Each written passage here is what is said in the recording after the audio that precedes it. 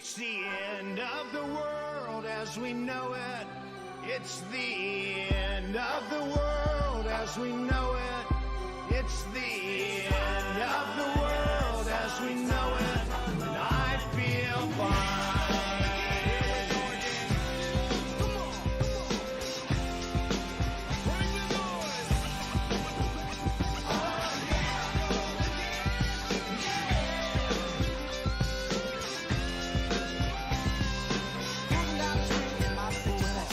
Nice if I could touch your body.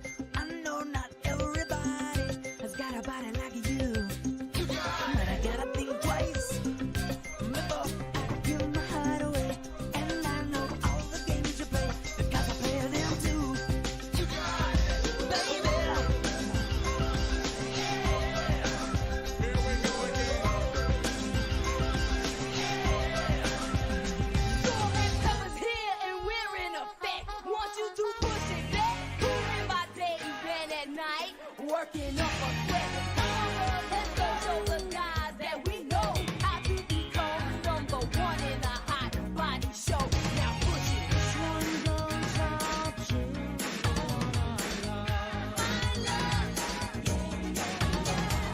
This one goes out to the one I've left behind.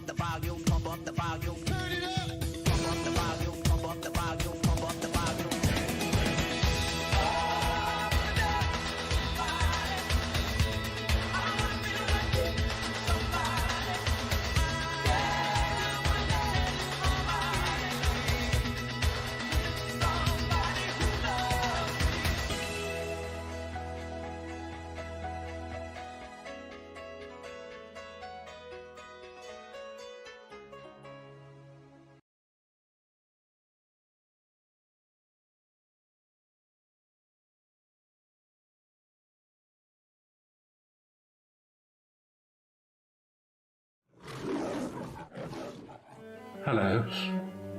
I'm sorry to bother you, but I'm having a dinner party and I seem to have run out of coffee. You can be anything you want to be there. You can see anything you want to see there.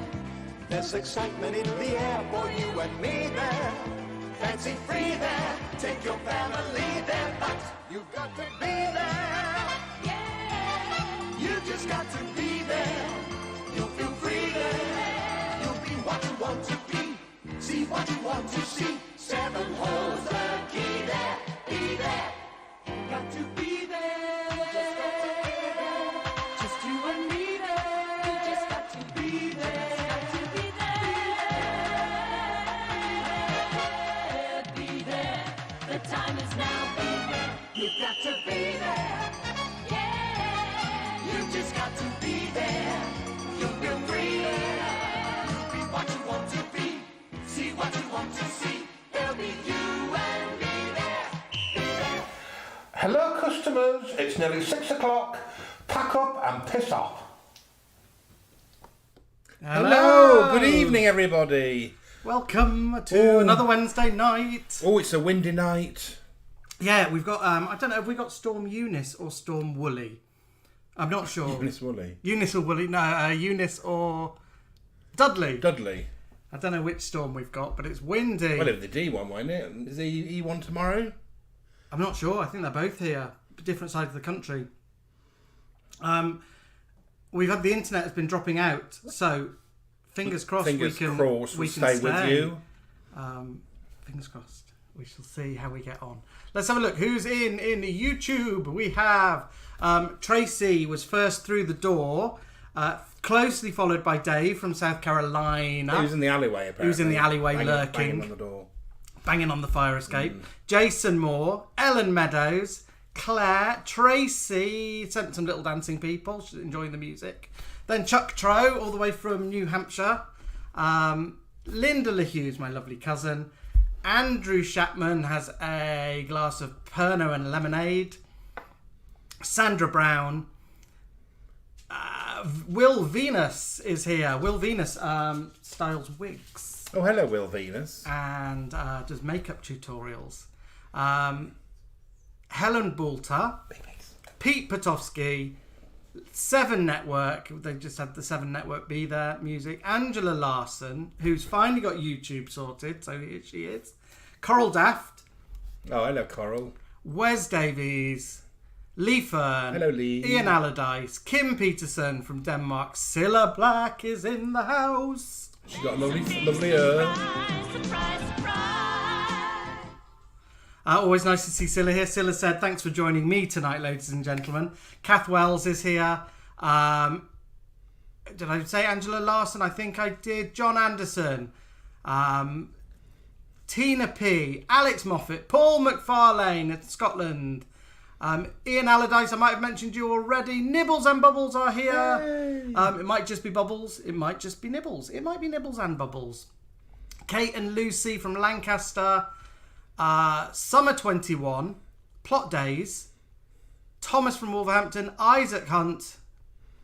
All the names have changed. BG Bear is in. Jonathan Lightfoot is in. Wind and Gales in Liverpool. Jimmy Riddle is here. Oh, I'm missing all your names because it's just moving. I Love Aviation is here. That's a new name for us. Alex Johnston. And then Cilla Black. Question. Cilla Black said, now fellas, I think Gigglebox would be better if it was renamed Cilla's Gigglebox. Oh, she's getting a bit full big of for herself, isn't she? Big for her little slingbacks is our Cilla. And Isaac Hunt is here. Isaac what? Isaac Hunt. Isaac. Oh, have I just been... And over in Facebook, Alan. We have the lovely Mark Mondamon Pearson, the lovely Martin Garton Spence, the lovely Mark Hall, the lovely Dame Sue Neal, lovely Debbie Williams. From Adelaide. The lovely Cindy McDuffie. Cindy McDuffie, has Eva Primrose gone to bed? Go to bed, Eva Primrose. She didn't want to go to bed, she wants to watch us. Lovely Richard Bobbins Duffer. The Bobbins, so both Bobbins are in, Bobbins and Bobbins Duffer. Knockers. The lovely Neil Senwell and Lady V. Leanne McGee from New South Wales, Australia. Tobias Accordingly. Thank you. Keith Wellens. He's doing little credits for me. The lovely Keith Wellens, who's been making us chuckle with his pictures this week. The lovely Jason Rigby. The lovely Lisa Driscoll from Canada. Emma Fisher. Lee Lockwood. Hello, Lee. The lovely in-laws from Formby, David and Anne. Angela Willis. Mark Wooden. Have I mentioned Mark Hall? The lovely Mark Hall. You have, but Alex is running fashionably late or fashionably early for next week. Oh. The lovely Lee Lockwood. The lovely Marcia and Ewan from Southport. Tracy Killick. And the lovely Anthony Berry. And we've got Sarah Simpson, Emma Fisher, Jesmond Emmanuel Kaleja. Was it Kalea? Do I say the J? From Sydney. From Sydney, Lots Australia. of Aussies popping in tonight. The lovely Melanie.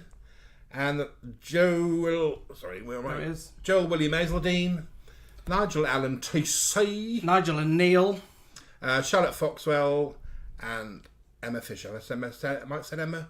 And Ava Primrose has gone. It's like them credits I go on about at the end of a programme. They go whizzing by. Louis and Patrick are in. They've arrived. Jason Moore, Hans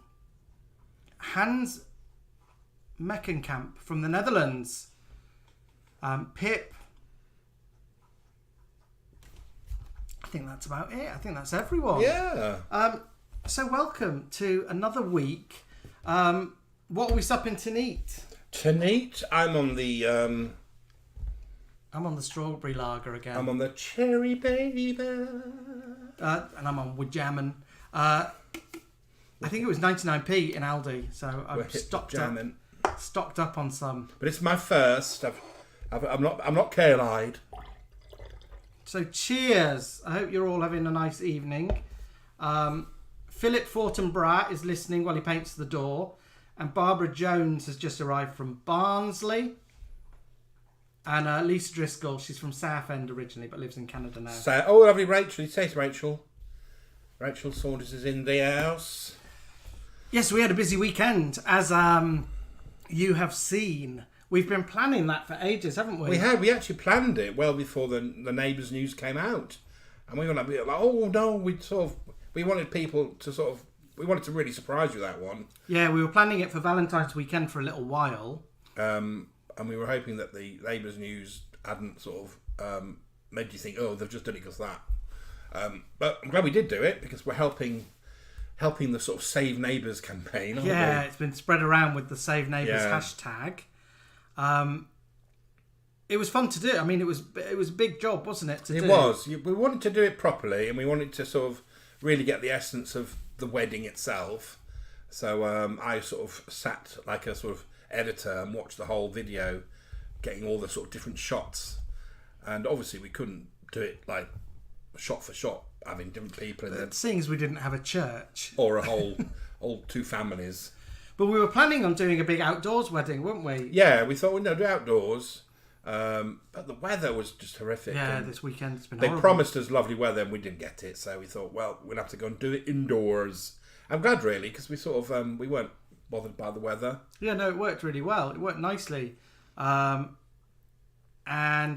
costumes were great. The wigs were good. Believe it or not, I wasn't wearing a wedding dress at all. No, Alan's in a shirt. It's just like a little lacy blouse that I had. So luckily I could flip it round to make it look like a wedding dress. And the veil I bought like 2-3 weeks ago. Again, from your lovely donations. You see, things like that we can get. So yeah, we'd had it sort of planned. And the bridesmaid dresses, you've seen them before. They've been in other spoofs. I think one of them is Blanche's night dress from Golden Girls, and another is what Janet wears in Rocky Horror Show. What was difficult to buy in the charity shops this week was wedding hats. One of the ladies was like saying, oh, well, there's not been no weddings. So we haven't had any brought in. And another lady said, well, they don't wear hats anymore. They wear those fascinators. So I was like hunting down wedding hats for the project. And Dez's ears went down really well. I've just seen Pete Potofsky's just mentioned them. So we did the Dez's ears gag like 2 years ago in our Neighbours opening credits with the cricket game. And they also feature as Mr. Rumbold's ears in Are You Being Served? So they're well old, aren't they, them ears? Yeah, and Alan found them. He had to go searching in the vaults. I was like, I hope I haven't thrown them away. Otherwise, I've got to make another pair. But yeah, a lot of fun, and it's doing its rounds. People love it. I had a little box of mullets handed to me to choose my favourite mullet for Jason. But what I actually used for Jason is the same wig that I'd worn as Plain Jane Superbrain. I just sort of styled it differently and slicked it all back, so I had that flicky kind of mullet. And I got that wig from my lovely friend Michael, who designed Destiny's wig. Ah, Divinities. Divinity. I'm at it now. You've got me saying Destiny. Oh no! And what other wigs was fun in that? Daphne's wearing a mullet, but I've just pulled it all back so you can't see the mullet. I've been collecting mullets for the past 2 years. I want a mullet of all the different colours. So we want Jareth. We want to do the Goblin King. Yeah. So the only thing I don't have is a bottle blonde mullet. Like, is it Lamar? Does he have a bottle blonde? Lamal? Lamar. Don't I wear one in our Strictly Come Dancing? I am Lamal. But is it like bottle blonde? Like maybe not. Dinah Dawes blonde. And yeah, the cookery book. We used our Nigella's cookery book, which once you take the cover off, it just looks like a big sort of religious tome. Because we don't have a Bible in the house, do No. we? And luckily, I had the cassock from Vicar of Dibley. Emma Fisher's just said a perfect 3 words. Hillary was perfect. Oh, Hillary might be my favourite part of it because when we were looking at it, it was like, oh, God, I don't remember who's that. "Aren't Hillary?" And Jamie just sort of, he went and got himself dressed for that one. I let him go and get himself dressed. And he came down and I laughed my pants off. Because, bless me, he's wearing one of my big jackets. Oh, and it was huge. So I had to put my waspy undertip belt on, sort of like in the rock, and pull it round. But what Alan said afterwards was, why didn't you just tie it up at the back? But the fact that you look a bit like Joan of Arc as well, with your little leather Jane Ferguson gloves. Alan thinks I look like, you know, when there's always a really pissy guest at a wedding that you don't want to sit next to. Aunt Hillary's that one. Oh, but it does make me laugh. It's one of my favourite bits. And your Harold as well was very funny. Oh yeah, I look a bit like my dad, I think, when I do Harold. So I don't really know what the news on Neighbours is at the moment. Is it going to be staying? Is anybody stepping to help it, or is it just? I think it's done. I think it's gone. I think it's going anyway, and I think if they can keep it, it'll come back. I think as a new thing. Yeah. But yeah, I think it's such a big undertaking to announce that something's finished. You know. But I mean, to be honest, I wasn't watching it now. I watched it in the old days, but not since it went to Channel 5. No, and apparently it's quite good. What's this little dog doing? She's getting tickled by me. Can you see my hand? It might be the people can hear her whimpering. Dave's just said, "Give Peggy a tickle. I can hear her whimpering." It's the storm, I think. She's not good on storms. Yeah, she didn't like horrible weather. Hi, David Cublin from Delray Beach, Florida. Welcome. Hello, David. Emma Fisher says, "I'm literally Hillary's twin." We'd forgotten about Aunt Hillary. I don't know. Was she in it for long? Was she a bit of a nebber? Was she nebbing and was she Well, Alan snooty? watched the whole episode, and there's she's living with Paul and Gail, Staying with, who of course are in like a fake marriage at that point. They're in a marriage business arrangement, but as you can see in the video, Gail has fallen in love with Paul. Who's Gail dressed by again? Wardrobe by Camisole. Dave said they'll call the new version Neighbours without the U. Dave had never even heard of Neighbours. And I think a lot of guys in the States will never have heard or seen it. They maybe will have heard of Kylie Minogue, but won't know who Jason Donovan is. But that wedding was just such a big deal in the UK in like 1988. Because we'd heard that they got married a year before we saw it. So we're like, oh, God, we're months away from that. So we had to wait even longer, didn't we? Yeah, we had to wait a year after, or even longer than a year, I think, back then. So you knew that they were going to get married, but we were a long time off the wedding.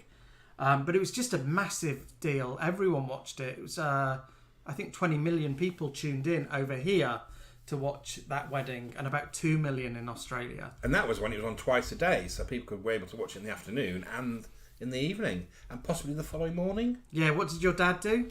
My dad loved the music by Angry Anderson, and he obviously wanted a copy of it. So he was with it. You know when you used to do the record thing? But he used to sort of put the record... Play record? Yeah. Put in a blank cassette. Near the speaker of the TV to get the song. That was until we actually could get the single. Alex Clark has finally arrived. He's run through the door. Mark has been keeping his little seat in the snug warm. And he says he was waiting for a bus at the Robins, but it didn't turn up. But luckily, a nice lady told him which way to walk. Yeah. Robin. Yeah, you're going to tell Robins. Oh, here we go. Nibbles and Bubbles says, suddenly the song reminds her of Nessa's wedding in Gavin and Stacey. Oh, do they use it in that? Yeah, they must have used it in that. We didn't watch Gavin and Stacey. Lee Fern says, right now we're 9 days into the future. So how it used to be when we were at school that we were a year and a half behind Australia. Okay. But apparently we've caught up. So Lee's saying we're now 9 days ahead. So we're actually seeing episodes in the UK before they've shown them in Australia. My mind is blown by it. Kim Farr says, was it Daphne who gave birth without taking her tights off? Indeed it was. Although, you have to remember she was a stripper, Daphne. So, crotchless tights are not a stranger to little Daphne. Daphne Well, Clark. so, but you know, so the space was big enough for the baby's head. Crotchless tights would be, I think. Well, she might have just had suzzies on. Yeah, she might have had little suzzies on. But yeah, I remember she gave birth in I think in the front room of her house, but everyone saw that she still had her tights on, didn't they? And did she go over the bridge to Daphne? Yes, she did. She by car? No. I can't remember. How did Daphne die? One of you will know. She died leaving Des a widow and a father. It's so long ago. I can't really remember. Linda, my cousin Lucy, her dog has been to the VET Okay. for his jabs, so he's in a sulk. He's ignoring Lucy right now.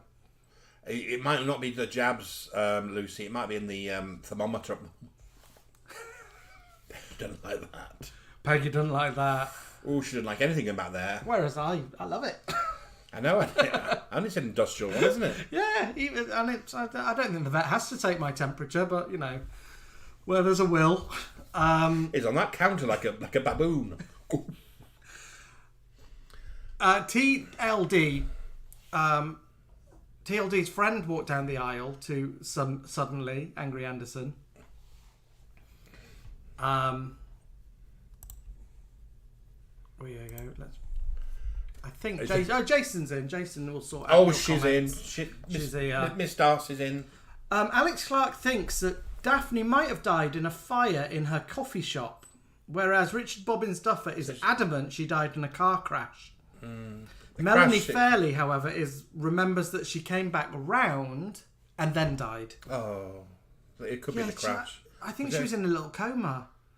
Nibbles and Bubbles, and I trust Nibbles and Bubbles on things such as this. Well, she's a teacher, isn't she? She's a teacher. She said it's a car crash. She uttered, "I love you, Clarky," then died. Oh, really?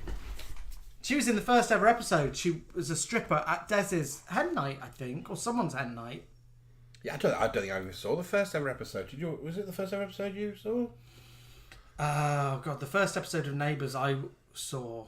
I don't know. It was like a summer, wasn't it? Off school, and in that summer we all kind of got addicted to Neighbours, and it was only shown, I think, at 10 in the morning and 1 in the afternoon. Yeah, I remember Max and Maria being in it. And because we were all obsessed with it, they put it on at 5:30 so we could all see it. They were ever so good too, weren't they?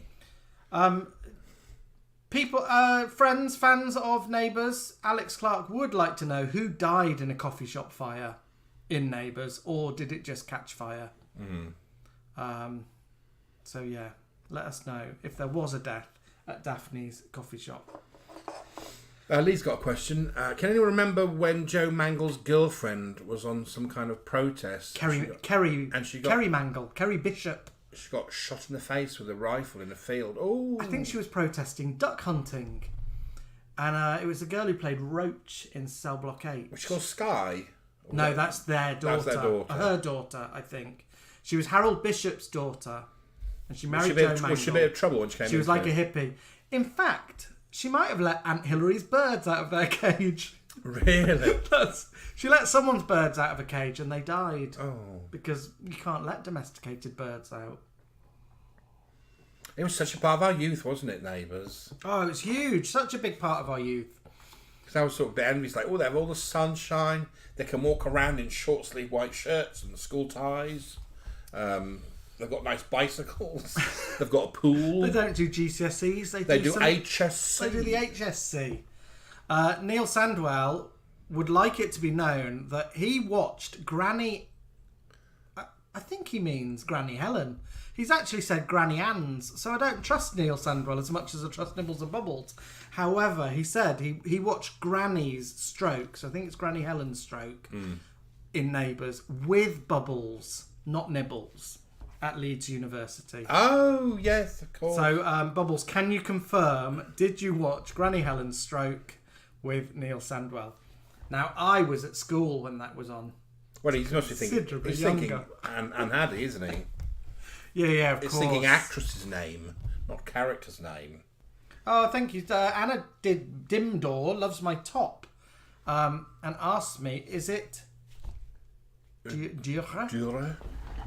I don't know, you tell me. Is that a designer or an artist? It's like a sort of Woodcut, isn't woodcut, it? I think. Like a block print. Yeah, but I don't know who it is. He hadn't looked it up. There could be anything on that. There's a pair of buttocks somewhere. Yeah, don't say. Tweedledum says I shouldn't be saying duck hunting as quickly as I do. No. We might get no. we might get kicked off the YouTube. We have a treat for you tonight. We don't have the news channel because Been very busy. Jill Gerbil's on strike. He's been very busy. Very busy. I know you're fed up with me saying I'm busy, but I am busy. However, we have a treat for you. So, as you know, we have our own in-house Agony aunts. They're called Bridget Blockett and Maureen Winge and Blockett. And they asked for your letters a long time ago, and we got the letters in, and they did answer a few of you. And I know that Sherry Stump is now also... Oh, excuse me. Swallowed an umbrella earlier. Swallowed an umbrella. He knocks it down, but he doesn't let the air come up. Sherry Stump's also an agony aunt now. So if you want to send in any problems that you have, you might get featured on our new Agony column. So let's have a watch. So, Maureen, it's that time again where we're going to delve in our sack and see what we find.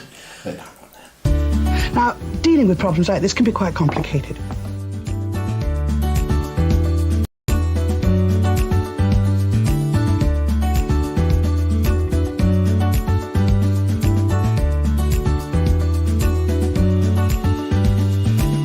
For a long time that it's far too easy to get married. It's harder to buy a 3-piece suite on HP. Got another letter here. This is from All Aboard. Dear Maureen and Bridget, I was just admiring your lovely blue teapot.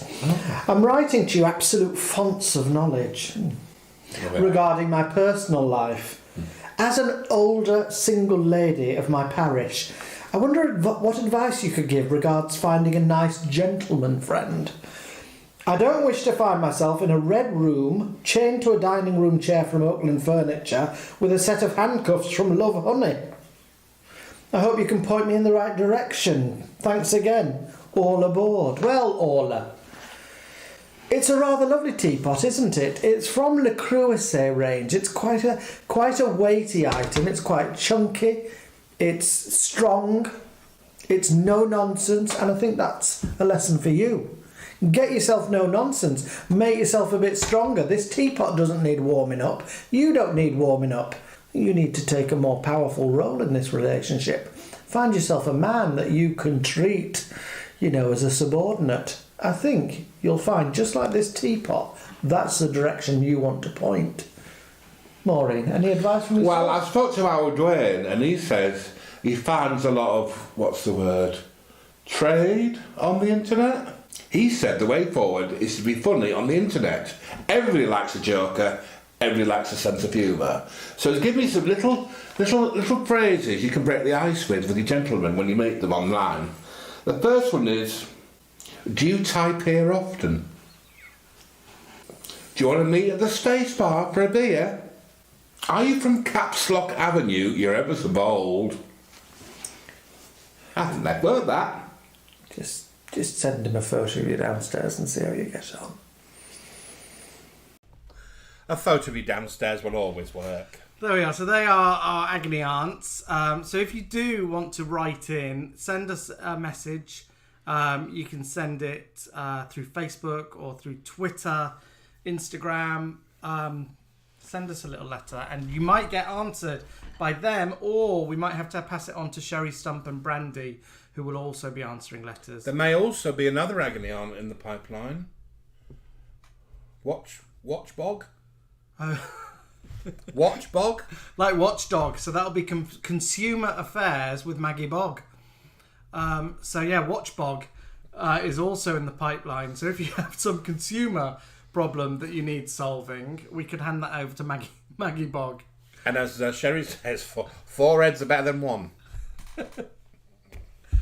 My Fergie mug is getting a lot of notice and a lot of love. It didn't first time round, did it? No one noticed it first time round. It's always been there. Did we find that outside a charity shop? Not like we didn't go racking through bags. We go to a lot of charity shops around here, and there's one where they love Peggy, and they had a little box outside that said "Help yourself." Yeah, it was like said free. It was all like sort of old tatty junk. And yeah, Fergie and Andrew was in there. And a Queen Mum mug. Yeah, I thought they're not going to go to landfill. No, so we've got those in them. Peggy's tapping about. She's just got into her own room. Steve Edward, welcome. He says, why am I so late in finding you guys? I don't know, we can't answer that, Steve. But he says grot bags made him wet himself. Oh, sure, it makes a lot of people wet themselves. Nicky Baxter's question, the teeth you use, where'd you get them? Oh, a lot of people ask me my teeth. I've had the teeth I wore for Mrs. Blockett, Winge, I've had for like 20 years. Yeah. They're just on the internet. They're called Billy Bob teeth. They're sort of fancy dress teeth. And you sort of mould them with your own teeth so they don't pop in and out. So yeah, have a look online at Billy Bob teeth. They come in various styles. They're a little bit of fun. They're a little bit of fun for somebody who likes little fancy dress teeth. Yeah, you can get all different styles. And I guess they're about 15 quid, 15, 20 quid. There's a little bit of beard love coming through, buffed by Joe So Lombardelli. The beard gets loads of hate, so whenever you give us some praise about it, it's nice. Joe says, Jamie, I love the way you keep your beard when doing the female impersonations. Thank you, Joe. I'd love to see you in you guys in a remake of Nuns on the Run. Yeah, they could remake Nuns on the Run with us. We've thought about doing the song I Will Follow Him from Sister Act, lip syncing it. The one which kicks in, I think it's I Will Follow Him. And you got the little quiet one. So we might do that. Nicky Baxter says, nice one. She's got some Billy Bobs. A nice set of George Formby type ones. Welcome to the Billy Bob gang. There was a question came in, how many wigs do you have? Don't even ask. Too many. About 200, I think, now. But most of them were bought as bulk buys. We've said that before. Yeah, I don't buy expensive wigs. I don't go and say, I want a £90 wig, please. I look online for people selling job lots. It's usually like people who are doing clearances or people just want rid of their old wigs. And the nice wigs I use and the other wigs I dress up and sell on or donate. So yeah, lovely wigs. Leanne McGee, thank you for joining us. She's got to go and get the kids ready for school. Oh, different sides of the world. Oh. Well, it's past. Shall we show the video I made today? Yes. So a lot of love for Neighbours this weekend. It was a lot of hard work, but it didn't all go swimmingly. So we have an outtakes reel to share with you, and we kind of thought, well, we'll premiere it on the live night. We might put it up on YouTube. Will we? Well, you tell us if it's worth putting up there. But these are the outtakes from this weekend's Neighbours video.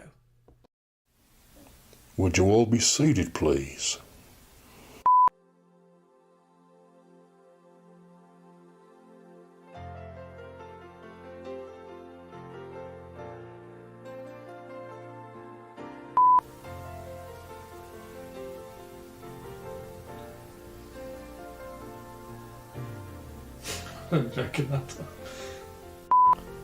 I should be so lucky.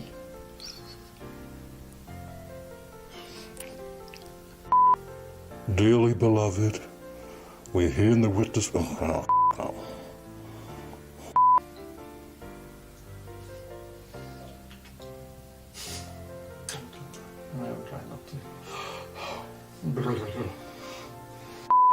Nice shoes.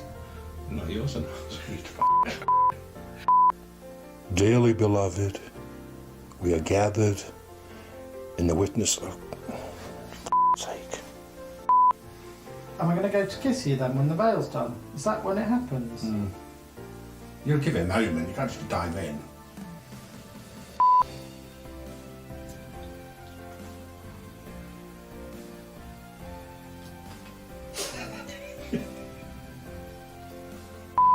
I should be so lucky.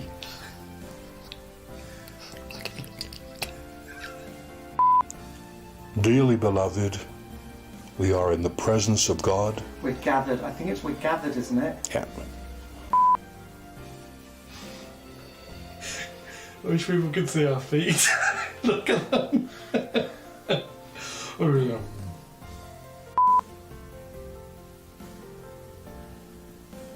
Don't do too much Daffy Duck. What's the one female duck called? I'm trying to do Princess Diana.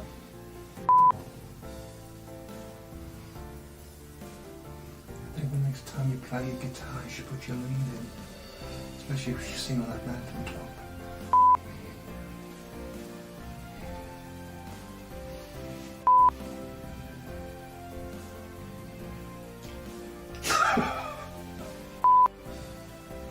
Forsaking all others, will you... Sorry, say it again.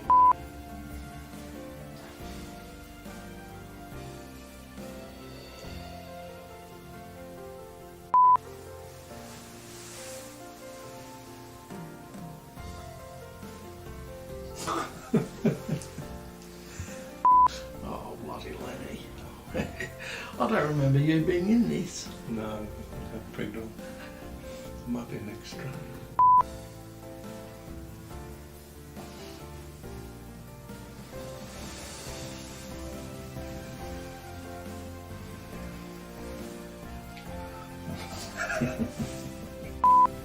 Scott, may now kiss your bride.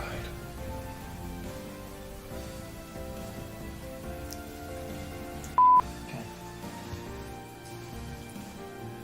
Stop it.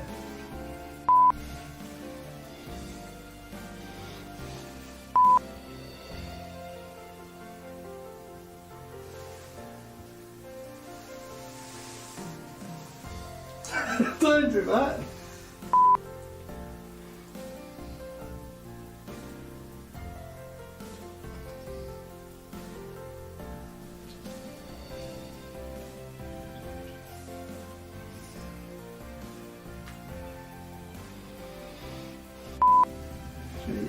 Is it awkward me doing this? Well, I can't Would do a man it. do it? Would a man do it? I can't do it because I'm really Okay. Jeff Cakes. I'm wearing nothing under this robe. It's over the top. Just give me a second. Oh, I used to work for the department. The Southwark H prison.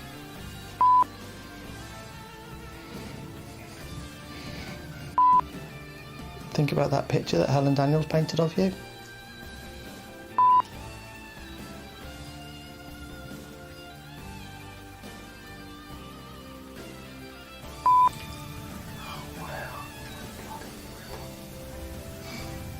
Bloody spunky. Sorry about that. On your lives. Look at Plain Jane, she's about here, and how beautiful she is. She's your granddaughter.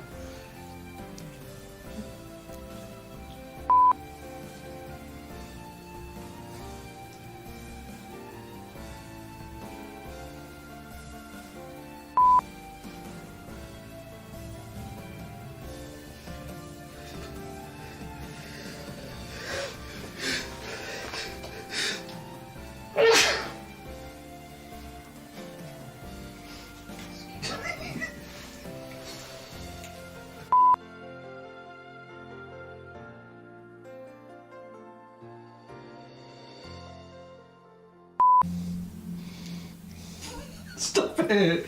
Done. There we are. Naughty, naughty. The outtakes. So we do have fun doing it. Yeah, there we go. Yeah, I guess the reaction was good, positive, so we should put that out on YouTube. Where did Dave said, Jamie, where did you stuff your hanky after I sneezed in it?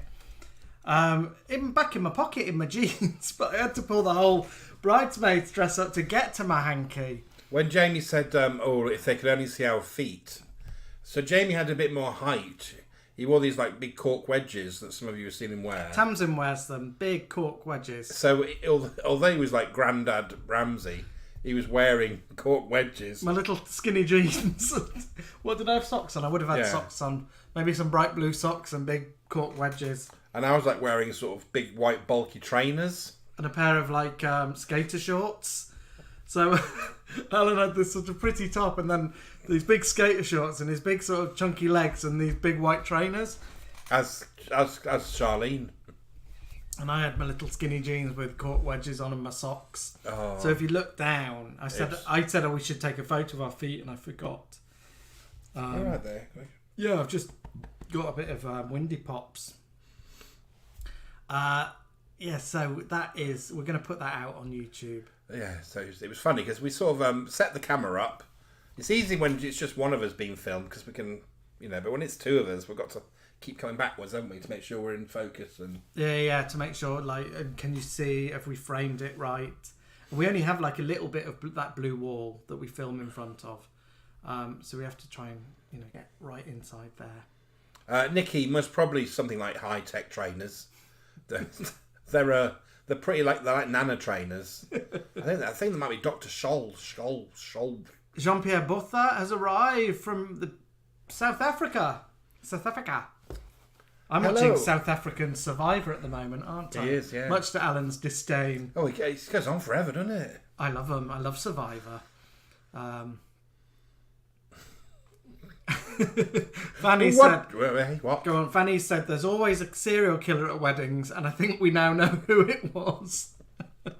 Poor Aunt Hilary. I love Aunt Hilary, especially his version. Joan of Arc meets the Hunchback of Notre Dame. Yorkshire Bus Guy's arrived, asked, is there any...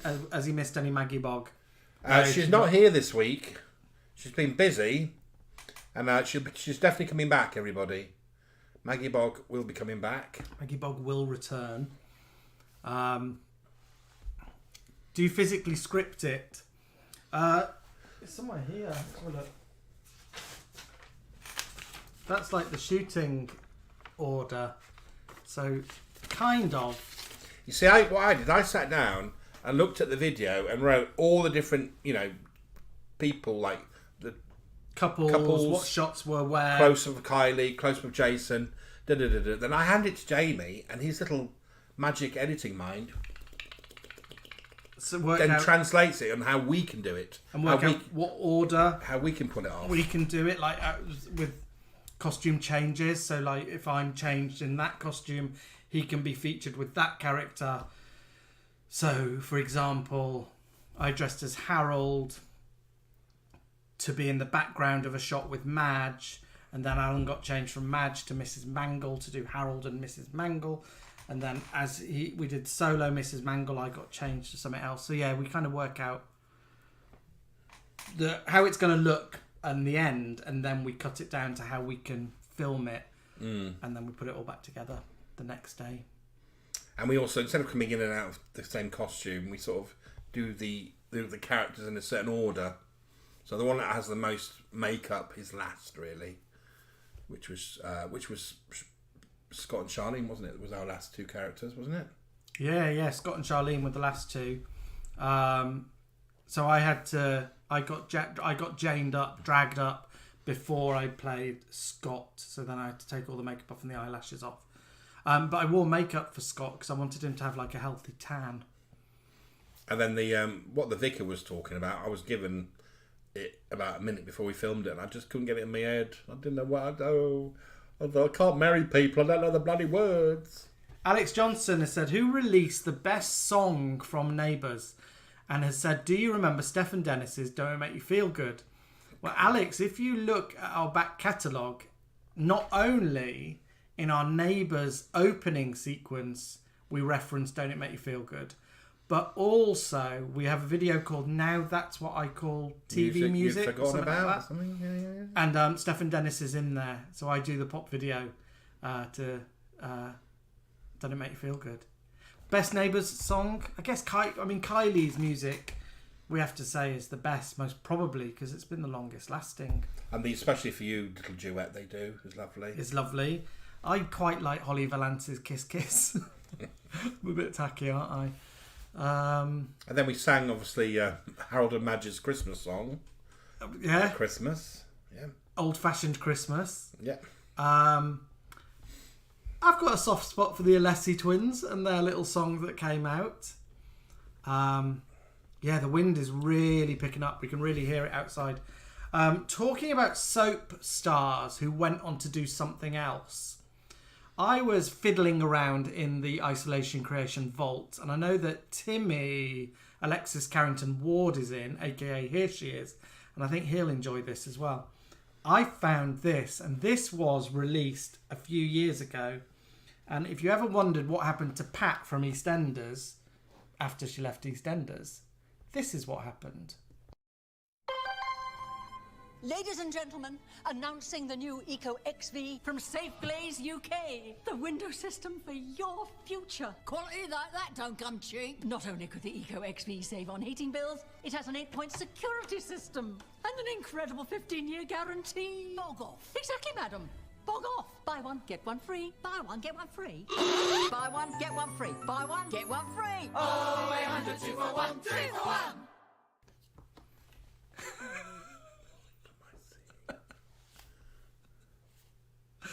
There we are, little Pam St Clement advert. She must have been skint. It's like Isolation Creation standards, isn't it? Yeah, what made her do that?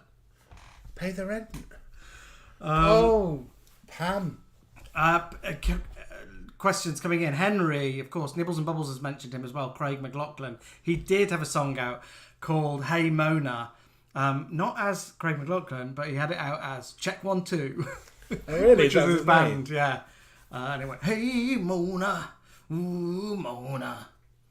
And of course, Natalie Imbruglia had a song out called Torn, which is brilliant. And I've actually thought about us doing the video to Torn because it's quite an iconic video. We haven't done it, but she just won The Masked Singer. She did, yeah. Spoilers, in case you didn't know, but she did. Timmy Alexis Carrington Ward, of course, remembers that Pam St Clement advert. There seems to be a lot of those window adverts with people like Reg Holsworth did one, didn't he? Oh, did he? For the same people? Well, did something for... Lots of soap stars did like Daz adverts. Do you remember? As kind of Daz advert, like a little mini soap. And they all kind of popped up in that. I think Robbie was in it with Wellard. Oh, I heard that Dot Cotton was lovely. June Brown was 95 this week. Oh, really? Wow. 95. And the actor Jack Smethurst died today. You know, from Love Thy Neighbour. The Northerner. Oh, really? Yeah. What else was he in? Well, he sort of after that he went over to Australia, I think, to do Love Thy Neighbour over in Australia. But he came back and I think he was in like Last of the Summer Wine, and he might have been in Coronation Street. And I think he came to do a part in Dinner Ladies, I think. There's requests coming in for Pam St Clement to be played again. Do you want it again? It's only 30 seconds. We're not going to be pulled, are we? By safe style hopefully we glazing. won't get pulled. Ladies and gentlemen, announcing the new Eco XV from Safe Glaze UK. The window system for your future. Quality like that don't come cheap. Not only could the Eco XV save on heating bills, it has an 8-point security system and an incredible 15-year guarantee. Bog off. Exactly, madam. Bog off. Buy one, get one free. Buy one, get one free. Buy one, get one free. Buy one, get one free. Oh, 800 2 for 1, 3 for 1. Now, I'd like to sort of pick your brains about this. Now, do you think when they were filming and they were like, you know, getting the cameras ready, do you think she sort of hung out with the extras, or do you think she went off and came back in? I think that she'd have gone off. They'd have taken her off, regardless of what she wanted to do. They'll have said, "Oh, Pam, come and sit down and sort of, you have a rest." Do you think she had a stand-in? Yeah, she will have. She would have had a stand-in. They usually have stand-ins for like getting the lights ready, and rather than her stood there for like half an hour, they get what called stand-ins, don't they? They do. One of our friends was a stand-in. If you watch Love Actually, Martin Freeman plays a stand-in, and the girl from Gavin and Stacey play stand-ins. So they just come on and they stand there to absorb the light and stuff, so the actors can stay in their trailer. I had a stand-in in the Brittany Murphy film. Did you? It wasn't me, was it? No. Brittany Murphy had a stand-in, obviously, but I had a little stand-in for the day. Mine was just one of the runners, but they had to wear the same kind of colour that I was going to wear. And There we go. Timmy, Alexis, Carrington Ward, remind me of that. He said I need to search for Sue Pollard's advert because we won't believe our luck. So yeah, remind me. Send me a message. Which advert's that? A Hover advert. He says Hover, but he might mean Hoover. Or he could mean Hover. We'll find out. She did a Typhoon one with some donkeys on a beach. I put a bit of Sue Pollard up recently, singing Day by Day. I think it's Day by Day. Singing Day by Day from Godspell quite aggressively to a church full of clowns. So yeah, if you want a treat, have a little search for Day by Day Sue Pollard to the clowns. He did say Hoover. He meant Hoover. We have a treat for you now. This is something new. So this is inspired actually by Nibbles and Bubbles. So inspired by one of Nibbles and Bubbles videos, we are going to give you...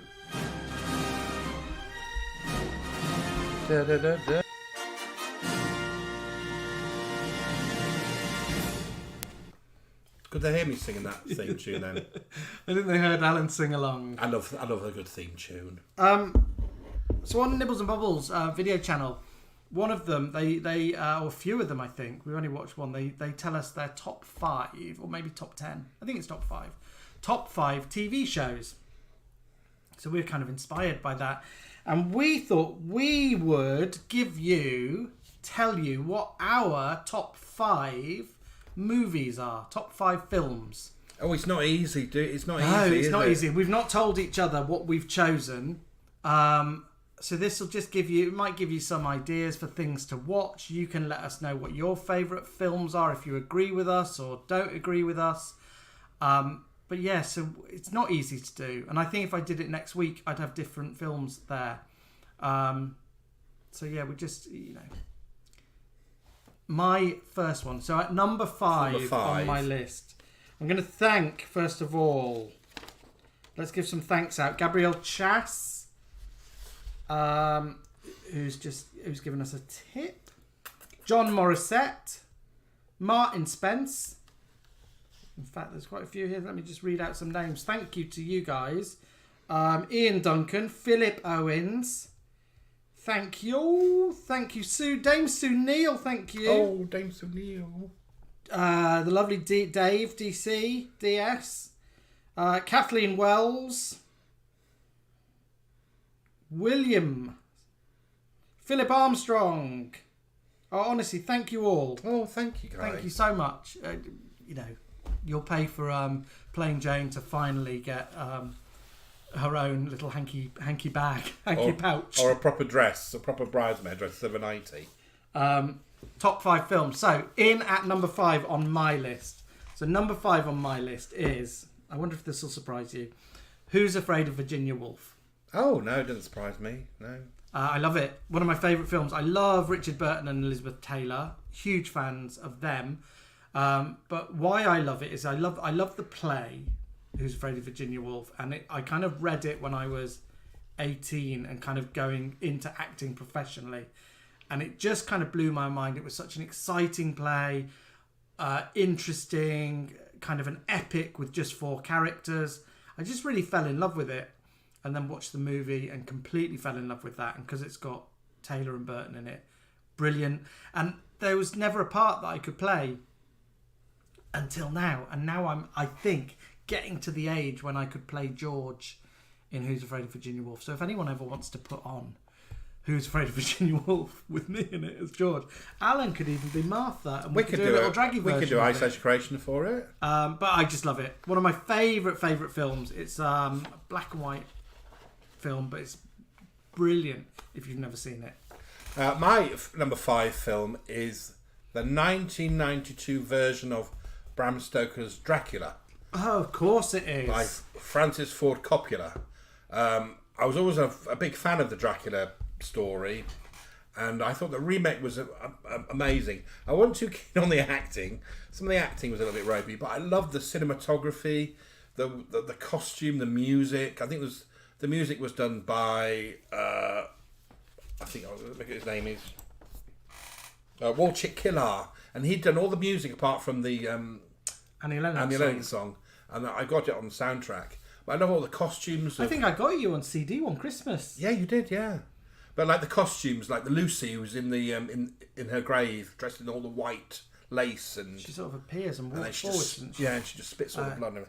So the cinematography and the way that they tell the story in that was amazing, and all the different looks that they give Oldman as Dracula. I was just blown away by it. So I can watch that time and time again.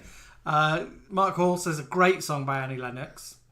And Timmy Alexis Carrington Ward says he sees me as more of a George from Rainbow. Oh, I could do that, couldn't we? Oh, yes. Was that Maggie Bogg? Yeah. No, Zippy. Okay, Zippy number Bog. 4. Number 4, mine are a bit... I'm embarrassed to my number 4 now. No, I'm not, because I love it. My number 4 is a Kenneth Branagh film called In the Bleak Midwinter. Oh, yeah. I love it. It came out in about 1995, maybe, around 94, 95, when I'd started working as an actor. It's filmed in black and white because he wanted it to have that kind of old Hollywood, let's put the show on in a barn thing. But it's about a theatre troupe coming together to put on a production of Hamlet in like a rundown church. And I love it. It's kind of old-fashioned, old heartwarming, and it's all about the power of theatre to bring like a group of misfits together. So it's kind of like got that Big Chill thing about a group of individuals. Peter's Friends is also up there, but In the Bleak Midwinter I just love because it's about theatre. And Joan's in, isn't she? Joan Collins is in it, who I adore. Jennifer Saunders is in it for a little bit at the end. Celia Imrie is in it. Julia Swawala Walla Walla is in it. I just love it. It's great. Black and white. In the Bleak Midwinter. My number 4 is a film called Torch Song Trilogy. Oh, yeah. Which is based on a play by Harvey Fierstein, who wrote it. And the play is actually 3 little plays. Guys, you'll remember Harvey Fierstein, if you don't know him, as Mrs. Doubtfire's brother, Aunt Jack. Who helps him do the makeup. Yeah. Don't speak like that. And then in it, he plays a drag queen called Bertha Nation. And it's one of the first movies I saw as a young gay man that I just took to my heart, because it's all about lots of things like gay romance, and he adopts a little gay boy as a son, and he's got wonderful the mother's in it by Anne Bancroft. She plays a wonderful part there, and just loved it. Now, I remember when we first got together, Alan told me about this film that he loved, Torch Song Trilogy, and I'd not heard of it.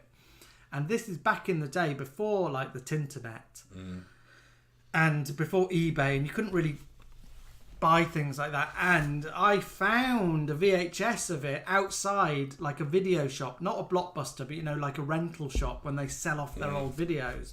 And I found an old VHS of it and I bought it for you. Well, the good thing was my version had been played time and time again, so mine was pretty old. So the version you found me was even better. So I kept that one and sold mine on. So I wanted to spread the word, spread the film on. Loved it. Still love it. A lot of love for Torch Song Trilogy. Kath Wells saw Harvey Fierstein 20 years ago in London. Nibbles and Bubbles saw Kenneth Branagh in Cornwall once. John Morissette says Harvey Fierstein was also Carl in The Simpsons. Pete Potofsky says he's never seen it, so he's going to send his gay card back for to get removed. TLD said she watched it with their mum, and when they watched it with their mum finally kind of realised.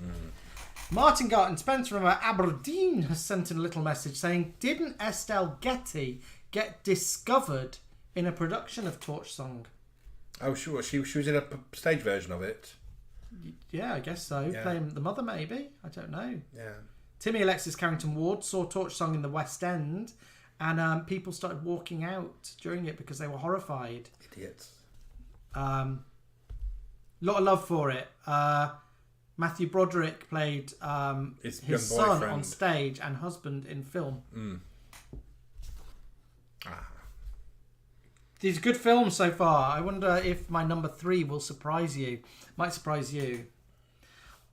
This is one that I kind of puzzled over, but I do love it, so it had to go in there. The Truman Show. Oh, yes. I love The Truman Show. I could watch it over and over again, I think.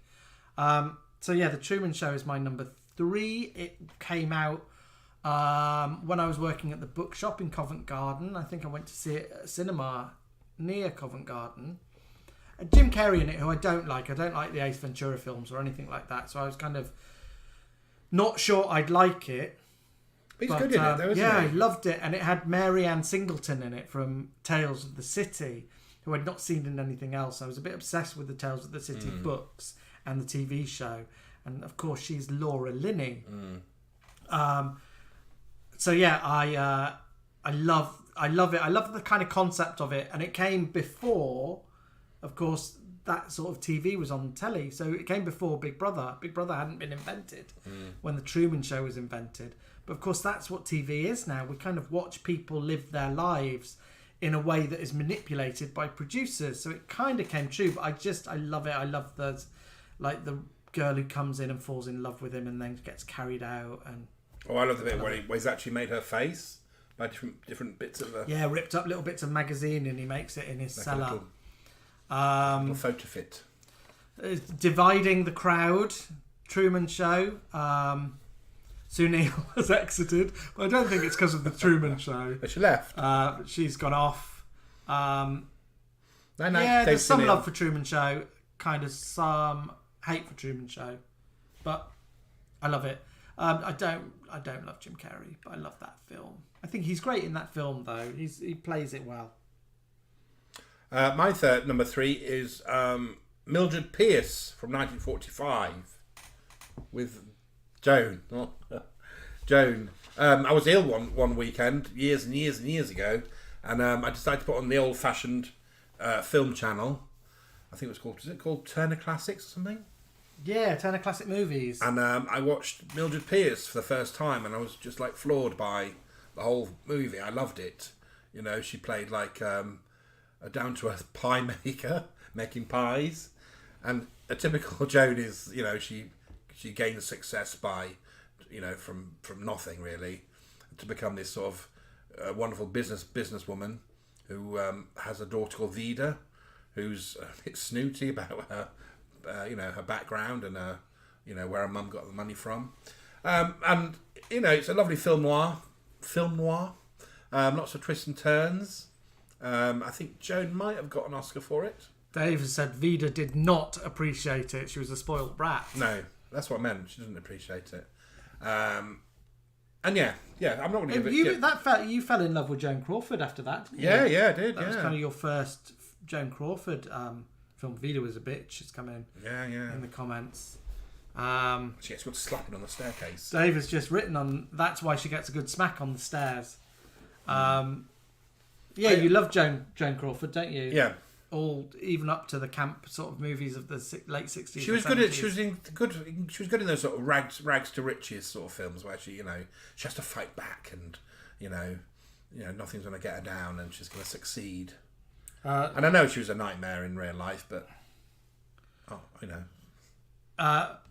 Mosquiff has just asked. There was a George and Mildred film.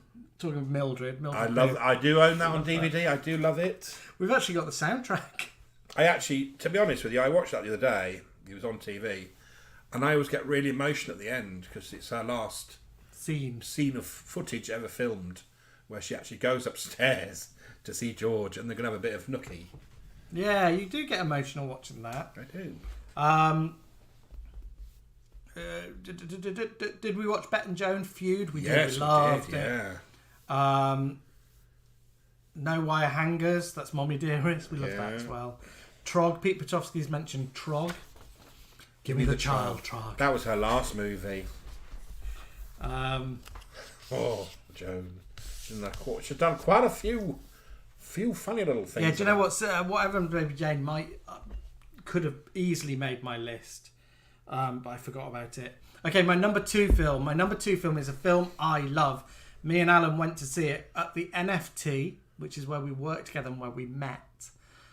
So we mostly went to see this quite early on in our courtship. Oh no, it's on my list too. And it's called, is it on your list as well? Yeah, it's my number one. Welcome to Whoop Whoop. Which is my number one. Is it your number one? It was going to be my number one. Oh. So yeah, Welcome to Whoop Whoop. Now some of you might know of this. It's a bit of a hidden gem. It's directed by the guy who directed Priscilla, Queen of the Desert. And it's got Maggie Kirkpatrick from Prisoner in it, who's Joan Ferguson. Welcome to Whoop Whoop, WOOP, which means in Australian slang like the middle of nowhere, centre of nowhere. So it's about a con man who's in a bit of a shtick. So he decides to go somewhere where he'll never be found, which Goes is to Australia, in the outback, in a place called Whoop Whoop. But he gets kidnapped. We're not going to give it away, but he gets kidnapped and taken to this little community that live in an old kind of crater where there was an old asbestos mine or something like that, and they spend their days watching like Rodgers and Hammerstein. Yeah, they only listen to Rodgers and Hammerstein music in this little community, and they need to bring in men because they haven't got men. They need to mate. But it's really camp and really kitsch and weird and over the top and odd and interesting. And it's my number 2, and it's your number 1. Yeah. Wow. It nearly was my number 1. But yeah, welcome to Whoop Whoop. It's well worth searching out. Yeah. She goes, we only listen to Rogerson. Rogerson. He goes, who's Rogerson? She goes, you know Rogerson? Rogerson Hammerstein? But yeah, the whole soundtrack is kind of climb every mountain and obviously get to know you. They get the Maria, what can't you face? They get that joke. What's your number 2 then, John? My number 2 is Rosemary's Baby. Oh, wow. Which, again, when I first saw it, I was amazed. It's one of those films where I knew it was a horror movie, but I didn't know. Nobody told me what it was about. Nobody told me, any of the storyline. So I was lucky in that way. And then I love Ruth Gordon. She was amazing in it. And it's just, you just feel so alienated, like Rosemary, when everybody starts turning their back on her, and even her husband's, not listening to her, and you get all paranoid and all like, you feel all the sort of weirdness that's going on in the building until the final end. I've never watched it. You've never watched it? You've never watched it? I've never watched it. You're going to show it me some point. So yeah, that's my number 2. With Ruth Gordon, who you adore. Yeah. We did a picture of Rosemary's Baby in our Ice Station Creations early days. It's one of those films, if it's on out, I have to just stay and watch it. I don't really watch horror films. Do I? I'm not a big fan. No, you're not a big fan of horror movies, are you? My number 1, your number 1. Do you want to talk about Welcome to Whoop Whoop, and then I'll... Well, we've already talked about it, haven't we? Yeah. So Welcome to Whoop Whoop. Search it out. You'll like it. Nikki Baxter watched Rosemary's Baby only last night. A message came through. Keith Welland's favourite ever film is Pretty Woman. Saw it hundreds of times. Oh, we watched that on Valentine's Day. We watched it on Valentine's Day because I fancied a day off and a girly movie. So yeah, we watched that. We wondered about trying to recreate it with Sherry and Brandy as the hookers. It might happen. Some of you might know we sent our picture of our recreation of Pretty Woman to this morning. It was featured. They couldn't tell who we were, idiots. They thought we were dressed as them, as Ruth and Eamon. Let's have a look. Anything coming in? Great Expectations. That's a good film. Oh, the old one with David Lean one. Showgirls. Timmy, Alexis, Carrington Ward. Camp. Alex Johnson. Surprised we didn't pick Rocky Horror. A younger Jamie would have picked Rocky Horror, definitely. Oh, it's on my list, but it's not my top 5. Yeah, The Princess Bride. My cousin Lucy says it was at our cinema this weekend, The Princess Bride, and I know Nibbles and Bubbles went to see it. I don't know if they're still in. But yeah, Princess Bride is a great film. Got Mandy Patinkin in it, who's kind of my number 1 kind of crush. My top film, and it's been mentioned here, my number 1 film is Cabaret. Cabaret with Liza. I had to have a musical in there, and Cabaret I think is just the most wonderful musical. I was in a production of Cabaret in Liverpool back in the day before I met Alan. I played pretty much every German part that there was in it because I can speak a bit of German, apart from like the main one.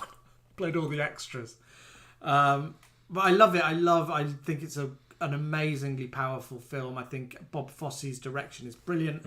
I think Liza Minnelli is kind of a revelation in it. She never did anything as good since or before even. It's just, for that part, the way she's filmed, the way she plays it, brilliant. Well, that's what people know Cabaret of, don't they? Of Liza's version. Yeah, Joel Grey in it. Just that's where it's the sinister bit with the Tomorrow Belongs to Me scene, and then the end scene where it kind of, the camera does that slow pan and suddenly you see that the Nazis are now in the club. Cabaret, hands down.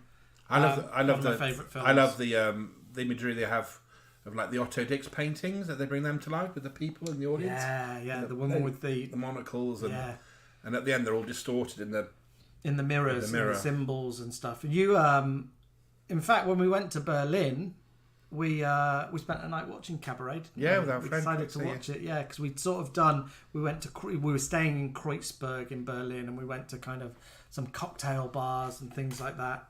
And we watched Cabaret. Near misses for my list. So these are things that kind of honorary mentions that nearly made it in my top 10. Harold and Maude. I love it. It's got Ruth Gordon in it. So again, it's a play. There's a play of the film, but it's kind of a two-hander, and it's about kind of love that's not allowed. Love that's unspoken, sort of love between misfits. There's kind of a whole gay thing going on, but it's a young guy who wants to die and an old woman who wants to live, and they fall in love. Breakfast Club.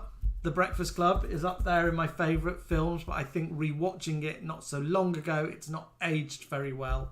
But as a teenager, when I watched that, I must have been the same age the kids are in The Breakfast Club. I just loved it. I was kind of blown away. And again, by the fact that it's quite a stagey film. Moulin Rouge nearly made it in. I love it. It's camp, it's kitsch, it's big, it's bold, it's bright. And The Goonies, which I think is one of my kind of all-time guilty pleasures.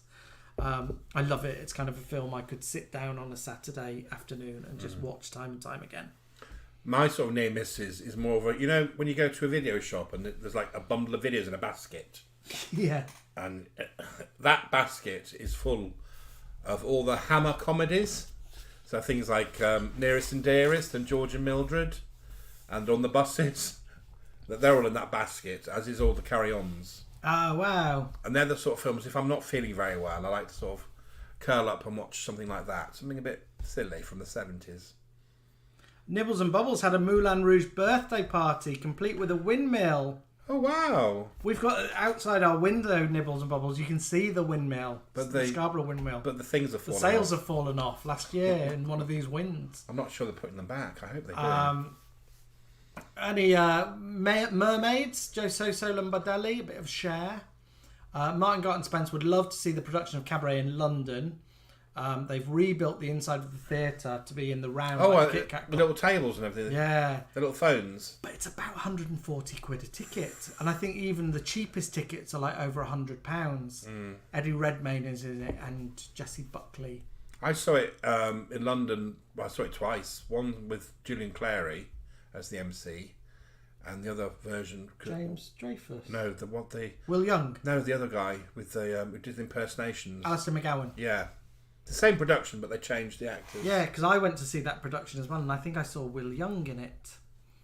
And I mostly saw Julian Clary in it. Did I go with you to see that, or did we go separately? I saw one with you, and then I saw one with our friend we saw Julian Clary together. Yeah, and I saw the Alistair McGowan one. When we lived in London, we belonged to a theatre club. Because we worked in box office, so we were sort of in the know, and you could get theatre tickets for £1 for the West End because it was times they wanted to fill up the empty seats. So pretty much for any show, you could get a £1 ticket. So we went to see lots. So if it's like a press night and they want to fill it up with an audience, and they haven't done very well, they sort of sell tickets for £1.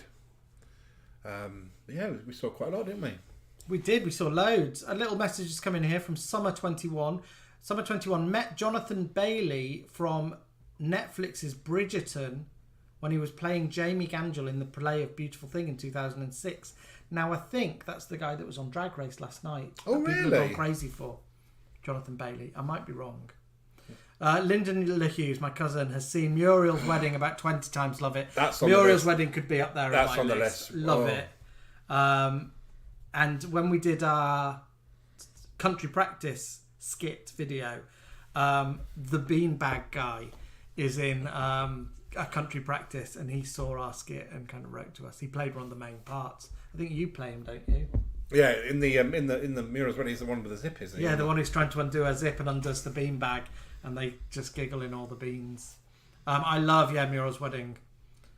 Carry On Camping is Paul McFarlane's favourite. Oh, is that the one with the Russian woman who says, "I want scrubbers for caravan"? No, that will be Carry On Behind. Yeah, that's Carry On Behind. Carry On Camping is the one with the woman from Terry Scott's in it, and the woman from Round Betsy the Horn. Rowlands? No, Betty Marsden. Is she Betty called? Marsden. The Oh, one yeah. with the funny voice. Yeah. And it's that one, isn't it, where Barbara Windsor does and Fletcher and Scream. That might be the time when Jane Sims loses her sort of sex symbolism. She's all sexy in some of the movies, then she suddenly becomes Jane Sims suddenly becomes becomes like mumsy and a matronly. a naggy wife. Because she is sexy in the black and white ones. Do you remember Yeah. my favourite, where she does like that? The itching powder. Karen Teacher. Yeah, in Carry On Teacher, they put itching powder in the teacher's clothes. And Joan Sims goes to a door jam and does that to scratch her back and does shimmies down it. Many times in the bookshops I've worked at in London, I've been known to go to a door jam and shimmy a la Joan Sims. Yeah, I think Carry On Behind might be my favourite Carry On movie. Maybe we should do our top 5 Carry On movies for you. For next Did you week. enjoy the top 5? Is it a good idea? Did we bore you to death? Or did we bore you? Because we could do top 5 TV shows, top 5 comedies, top 5 restaurants we've been to in London, top 5 Carry On films, top 5 songs. Did you enjoy it? Is it worth us doing it again? It's like we want to give you what you want. We want to make sure you get stuff. We're going to play another Agony Aunt section. Let us know if you like the top 5, and we'll have a little chat and decide what we're going to do next. You're terrible, Muriel. But let's hand over to our Agony Aunts. So, Maureen, it's that time again where we're going to delve in our sack and see what we find.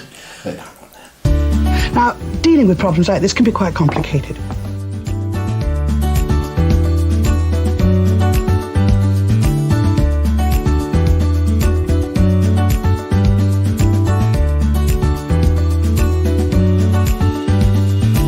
Thought for a long time that it's far too easy to get married. It's harder to buy a 3-piece suite on HP. So this one's from Dave. Dear Winch and Blockett, my neighbour keeps trimming my bush. He likes it neat and tidy. I like it all bushy for the birds. What should I do? Well, why is he trimming her bush? I don't know. Maybe it's overhanging. Is it a joint bush? Do you both share it? We need more advice. Maybe you should send us a photo of said bush, Dave, so we can give you some advice. Because if it's your bush, you should be coming over sniffing at it. Well, from my point of view, I like to keep my bush nice and tidy. She does. If anyone looks at my front garden, I think they know right away I'm a respectable lady that doesn't take fuss and nonsense. Whereas some others... Oh, I like my bush to be natural. Her front garden is wild. It's growing in all directions. Honestly, it's wild there. She loves it like that. I like it natural. So, there's two sides to every story, but you need to work out who owns that bush. Whose bush is this? Send us a photo. I don't think that was from Dave in Carolina. It was another Dave. It might have been from Dave in Carolina. Anyway, there's some advice. Has for Dave you. in Carolina got a problem with his bush? I'm not sure. Top 5. People want it, so we will do another top 5. We'll think of something. Thank you to Jed. We just got a tip from Jed, so thank you. The little tip jar is down there. I have another kind of video from the vaults, which we are going to use to kind of end, we'll end, but we're going to stay behind for like an after party this week. Little chat and a drink. Chat and a drink, so casual. But if you want to go, this is kind of our finale. But I really wanted to play this because I found it and I enjoyed it. I know a certain lady in YouTube will enjoy it. I know Timmy Alexis Carrington Ward will enjoy this. In fact, I think you'll all enjoy it. So I'm going to play this. This is kind of going to be the end, and then we're going to have a little after party. So hang out if you want to hang out with us. But enjoy these next 2 minutes.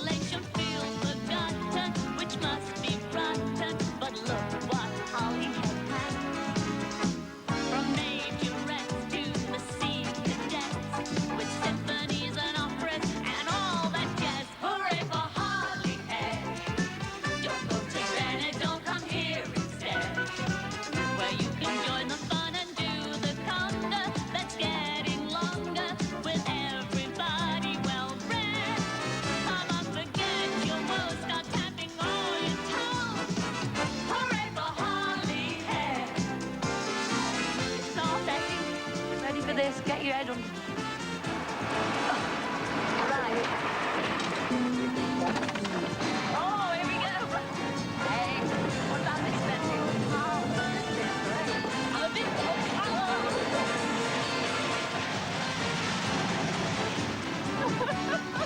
quite enjoy that, wasn't it?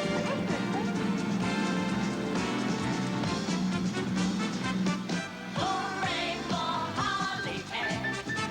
We're meeting in the street at Holyhead, where people all are friendly as each other. Let's have another and toast this great little place with water sports like the big resort and everybody wearing a smiling face. Hooray for Holyhead!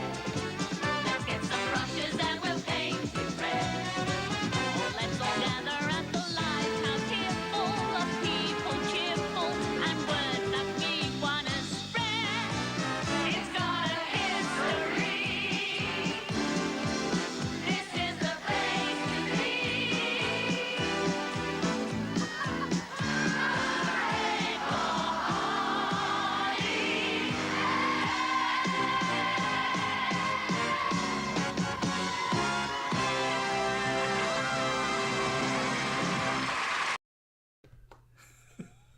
Wow. A little treat for you all. Oh, well, I bet she was a diva. Wasn't it funny? I bet she was a diva that day. Martin Garton Spencer's written, and it's what I thought as well. I love that they filmed it on a dull, freezing cold day. Her hair was all over the place, wasn't it? A poor her. Dave said she's got a right set of Billy Bobs, hasn't she? I've got to go for a wee. God, yeah. I was watching it thinking, I bet she was a diva, and when she was walking behind all those people on the stilts, I bet she felt a little bit, giving people grief. Oh. Trust him to go for a whittle, leaving me with Scylla backlash. So what we said, we saying how dreadful. Anthony Berry says that was how dreadful. The jumpsuit was very, very orange. It was very wincy. What is that, wasn't it? And I bet they used that fit to stun pigs.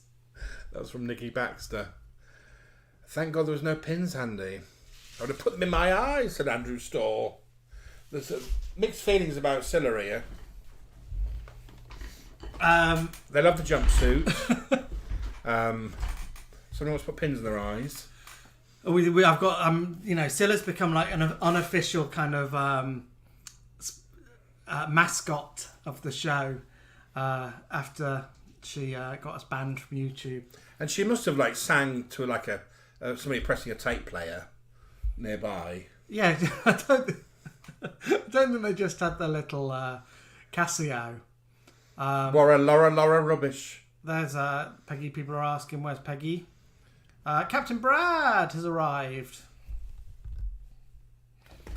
Yeah, I think, don't you worry, Alex Clark, we haven't peaked. I have some other treats up my sleeve. You've sent everybody home and you got treats. No, not for tonight. Oh. That's a big surprise, surprise, surprise. The surprise is coming. Other weeks, there'll be little surprises that I'm finding. I have to do loads of tests to make sure that we're not going to get banned from YouTube for playing it. So there's things I have to do. But yeah, we will do it. How are you, Captain Brad? Where are you? Are you at land or sea? Let us know. Nice to see you. Thank you for joining us. It's windy here. It's storms. We've got two storms. Storm Dudley and Storm Eunice. We like their names, so we're going to create characters called Eunice and Dudley. There might be an old couple from Birmingham. We're going to wreck your bloody dad. Yeah. So they might be new Gigglebox characters, Eunice and Dudley. Don't eat that, it's got margarine in it. Oh, Eunice. Don't eat it. I don't like this. You better use their lav now. So we've got Eunice and Dudley. We might even, new character, be Avagander. So tell people the story of that. They won't have known. Well, for those who follow me on Facebook, when I was at drama school, at university, I was studying near Wakefield, and then I made the trip into Wakefield one day on the bus, and outside the shopping centre was this sort of cheap shop, and I thought it was called Ava Gardner. I thought, well, that's a nice shop for knickknacks. Yeah. Ava Gardner's shop, it sounds yeah. So I went back to the college saying, I've just been to town, for all those who... And there's a really good shop that sells things really cheap, because being a student, it's called Ava Gardner's. And they're like, Ava Gardner's? Ava Gardner's? I went, yeah, it's right by the... So my friend who went into town came back and went, it's not called that, it's called Avagander. I always thought it was called Ava Gardner's. A lovely message is coming from Alex in Wales. He says, please, please, please, can we all meet up in Holyhead and recreate Scylla's video through the streets, congering along the cliffs, little bit of unicycling. Yeah. So Scylla, if you've got your orange jumpsuit... I think we're going to have to be Scylla. We've got our very own Scylla, haven't we? Hello, Peggy. Oh, Anthony said there's actually an Avagander in Bradford. Oh, is there really? Is there one now? Because the one in Wakefield didn't last very long. Brad is on land. He's in Darwin. Darwin, on land. Is there anyone from Subblock H from Darwin? Darwin's kind of remote, I think. If I remember rightly, Darwin is on the north coast of Australia and is very remote. Not as remote as Perth, but is remote. Brad, we were talking about one of our favourite movies, which is my first number one movie and Jamie's second, which is Welcome to Whoop Whoop. Welcome to Whoop Whoop, which is kind of from 1997. And it's an Aussie film. The director of Priscilla, Queen of the Desert. Priscilla was nearly in my top films. Peggy's down here, if you can hear her tapping about. On the line now. Lucy and Katie have very wisely, so Alex, have very wisely pointed out that if we do a shell suit conga, we are in danger of catching fire because of all that fabric rubbing. So we have to have health and safety there. Maggie Bog will have to be.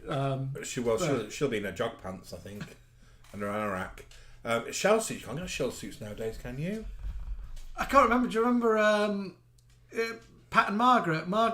Pat is wearing a shell suit in one scene, and she's sort of being a bit posh. She's gone to stay at Margaret's house, and a woman over the fence has given her some grief, and Pat's being a bit up herself, and the woman goes, I don't know how much you paid for that, but they cost £4 round here. And Dora Bryan wears one in Dinner Lady. She goes, there's elasticated ways, you may bare ass in seconds. A lot of good idea. A lot of love for the idea of recreating the Holyhead. I don't know where Holyhead is. Where is Holyhead? Is it near you, isn't it? I don't know. Sure it's near you. Is it not in Wales? Oh, is it not? Alex and Mark, is Holyhead in Wales? Our Welsh correspondents. I'm like Tamsin. It's going to be a bit cold in Holyhead. So I think it's by the sea. It's a lot very windy about there. Bye. Do you know when Dave's in Scarborough, we might have to We might have to wheel him in as our special guest and get him to sit here for an evening. Yeah, we'll drag him up.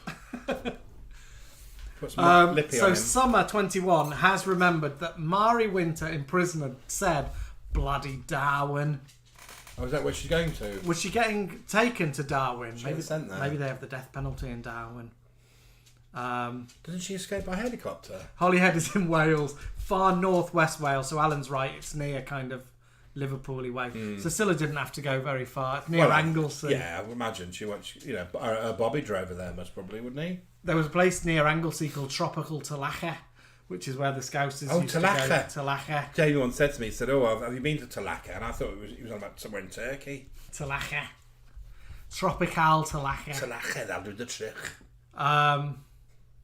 Summer 21, we're happy to mention you. Anglesey, it is our Jamie. Holyhead is where Dawn French was born. Oh, didn't know that. No, I didn't. Because she lives down in Cornwall way, didn't she? I thought she was from down there. Alex Clark says it's proper Welsh-speaking Wales too. Oh, is it? Is it where, like, Glyn from Big Brother's from? We're watching a Welsh TV show at the moment. Keeping Faith. Keeping Faith. And I'm doing a very good Welsh accent throughout it, aren't I? You see the rumours in it, but she's not. She's like, all right, Faithy. She's a little bit cockney. Bit cockney, Faithy. Yeah, I do a little. I voice over the children in it.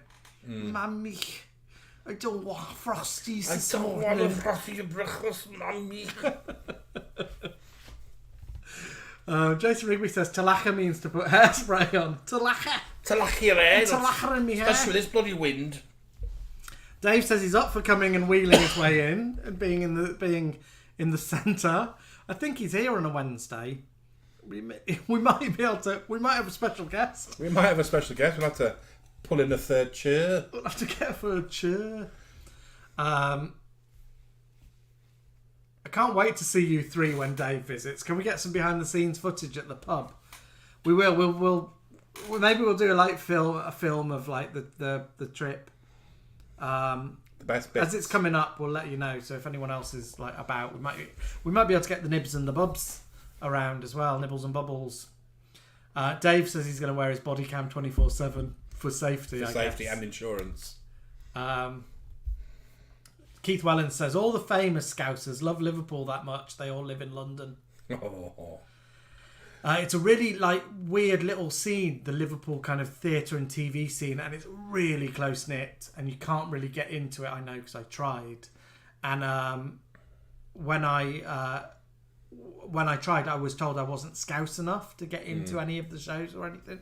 As soon as I moved down into London, I suddenly was being auditioned for everything that was like Scouse.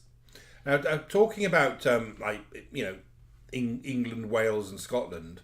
For those from Scotland, yesterday we were looking at some footage on YouTube of.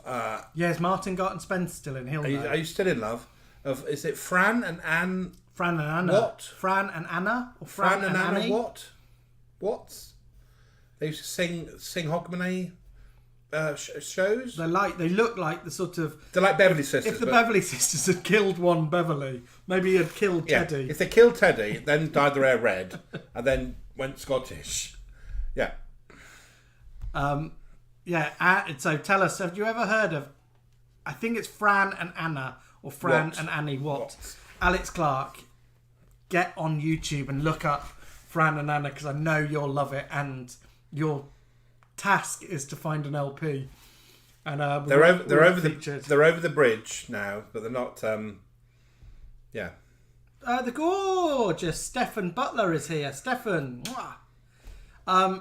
it's really stormy up here. We've had it for a couple of nights, Stefan, but it's really, really wild. What are you working at now? Where have you just finished work? Are you on a show? Are you on Cabaret? Because loads of us want to come and see Cabaret. Yes, we're looking for house seats. Are you doing anything exciting? Stefan's just the most beautiful man who I did some Harry Pottery stuff with.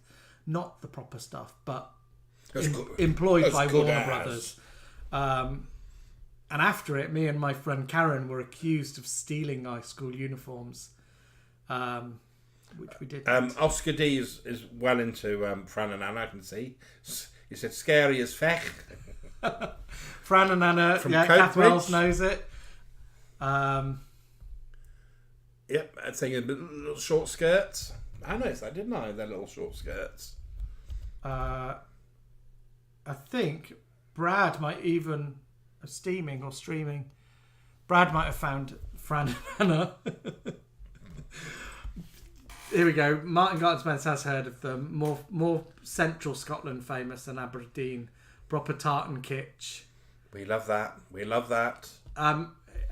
Philip Fortinbras went down a musical rabbit hole, which started with Mrs. Miller.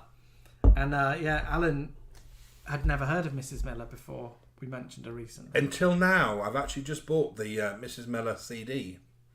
So something will happen with that, don't worry. That's in the pipeline.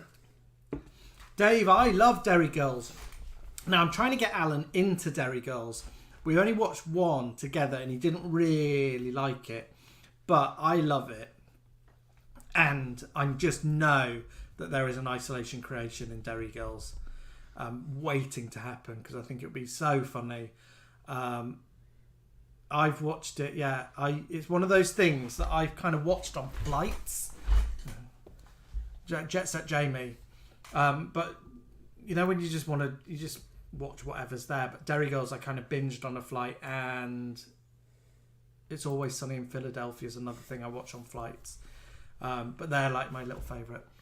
Dave says you've got to watch at least 2 of them and then you'll get into them. I think Alex Clark said he's got 2 Mrs. Miller LPs. Is that right? Has it moved? Yeah. Oh, no. No, I don't know. I thought he said he's got 2 LPs. He's bookmarked Maggie Noggy. Oh no, Nikki's bookmarked Maggie Noggy. Maggie Noggy. We'll have a watch on the iPlayer. It looks like Sherry Stump, doesn't it? Lots of people saying, please do Derry Girls. We will. Fran and we've got like a list of ones that we should do that we've not. Derry Girls, Ab Fab, and I had another thought. What was the other one? Oh, Kath and Kim. I thought about Kath and Kim today when we were doing the Kylie and Jason kiss at the end. Alan said, it's like how Kath Night Day and Kel watch kiss. So yeah, we have to do that. This country we loved, Nikki. I actually went through looking for a Swindon. Is it Swindon? Football shirt. Football shirt. I couldn't find one. Is it Swindon? It's Swindon. Because they're in the West Country, aren't they? What's the football shirt she wears? I thought it was Swindon. No, I'm not sure, but this country it is on our list of things to do. We didn't watch it for a long time, and we started watching one episode, and like Derry Girls, couldn't get into it. And then we watched Daisy May Cooper on Taskmaster and really liked her and thought we should give it a go. And got addicted to it, loved it, and kind of binged the whole thing. Oh, the people on it, like Mandy, Big Mandy, and the mother that you never see. Hey! What are you bloody doing? We love it in sitcoms where there's a character that you don't see. It's kind of a sitcom staple, those characters that you don't see. Timmy Alexis watched Mandy. So Mandy with Diane Morgan. And loved it. Here we go. So, Stephen Butler, let's listen to the news. After much change in my life, I'm currently the technical and buildings manager of the Piccadilly Theatre, Moulin Rouge. Not where I saw my life going, but I love it. That's brilliant, though. Lovely, isn't it? Yeah, I love changing things and changing life. I saw myself as an actor. Didn't happen. I'm not pissed off about it. But he has the same lifestyle, doesn't he? He's got he works in the industries with his family. And to be honest, Stefan, it's not got any of the bullshit that acting has with it. I love it. And Moulin Rouge, how exciting! So if you just missed me saying it's one of my top movies. So yeah, I remember when I was doing corporate training work, one of the theatres I was working at, Stefan was kind of the technical assistant that came with the theatre. We just had a right laugh. We sat in a little box and slagged off people for about 3 hours. Loved it. Oh, Stefan, I love it that you're doing that, and I love that you're happy doing it, and brilliant. And when I come down London, we're going to have a drink. Now that I know Piccadilly When Theatre. I come down When I come down way, London. when I come down on the horse and cart with Maggie Bog. Questions come in. I missed it. Did you ever watch Beautiful People on the BBC about 10 years ago? Yes, we did. I read the book, I think, didn't I? So the guy from it is a judge on a TV show that we actually really like in America, which is all about crafting, and he's called Simon Dorkin, the one who talks like that. He's in it. He wrote the book. You're Beautiful joking. People. It's about his life as a window dresser. You're joking. Oh my god! Do you know what I mean? I wrote that book. Oh, I didn't know that he wrote it. Oh my god, that's. And he became a window dresser in America. Yeah. And it's his life as a little gay boy. Oh my god!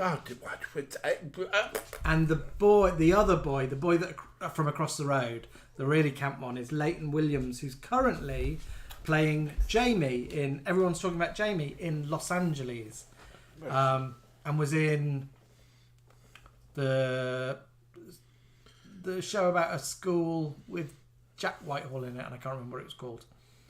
But yeah, we love Beautiful People, although it had Mira Sayal in it. We like Mira Sayal now. We like her. I know she's horrible to you, but I like Mira Sayal. I liked her in that film, that theatre production we saw at the National. What's that called? What did we see her in?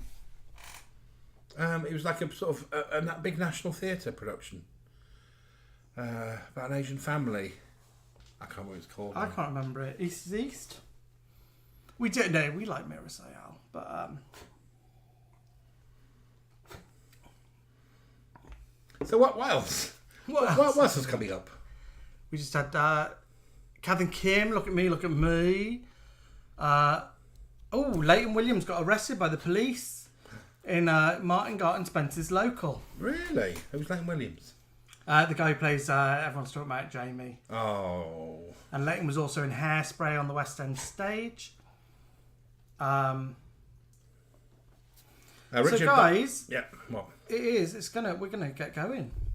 I'm finished my drink. Yeah. Yeah, I thought it was East is East, Stefan, but I don't think it was. So it's gone 9:30. We've done an hour and 40, so we're going to get going. Yeah, the TV show's called Bad Education. I forgot about that. So more top fives coming next week. A video this weekend maybe, although my big work is next week. So we'll try and do something. If not, it'll be next week. All right, lovelies. Stay safe with this awful storm that's going around. So bring your garden furniture in. Take care, everyone. Don't peg out. We will see you here next weekend. Next Wednesday. Bye. Bye.